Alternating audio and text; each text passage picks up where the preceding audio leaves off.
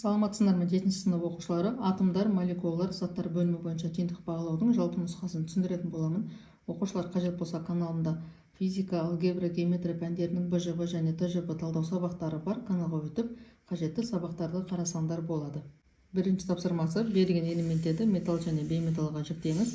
Мұнда калий, литий, алюминий жазамыз, ал қалғандарын бейметалдарға жазамыз.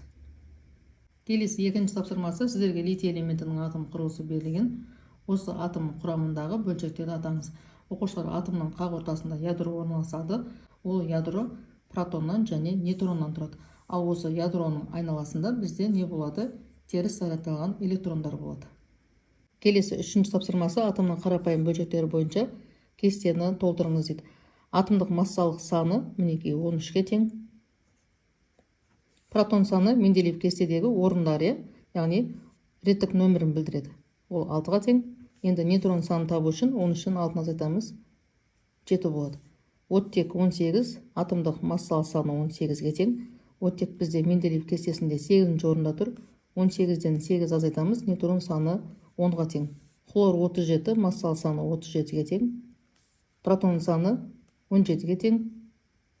Енді азайтсақ, нейтрон саны тең болады 20-ға. Келесі тапсырмасы: изотоптардың қасиеттерін алғаш рет 20 ғасырдың басында анықтаған изотоп терминіне анықтама беріңіз. Протондар саны бірдей, нейтрондар саны әртүрлі ядролар изотоптар деп аталады. Кез келген екі элементтің изотоптарына мысал келтіріңіз. Оқушылар мысалға сутекті алсақ болады.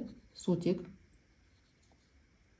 1-1, яғни бұл бізде протий, екінші 1-2, дейтерий, үшінші 1-3. Бұл бізде тритий.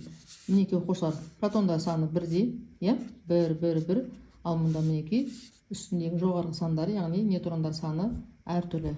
Жалпы изотоп дегеніміз ол изос бірдей, ал топос деген ол орын деген сөз, яғни бірдей орын деген сөз. Енді келесі екінші элементке оттегін алайық.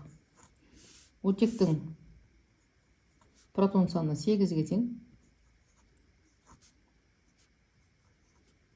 Ал мұнда мінекей 15, 16, 17 болуы мүмкін. Мінекей осы оттектің изотопы. Оқушылар, видеоның соңына дейін қараған болсаңдар және тапсырмалар түсінікті болса, каналға жазылып, лайк басып, жеке өздерінің пікірлеріңді қалдыруды ұмытпаңдар. Сау болыңдар.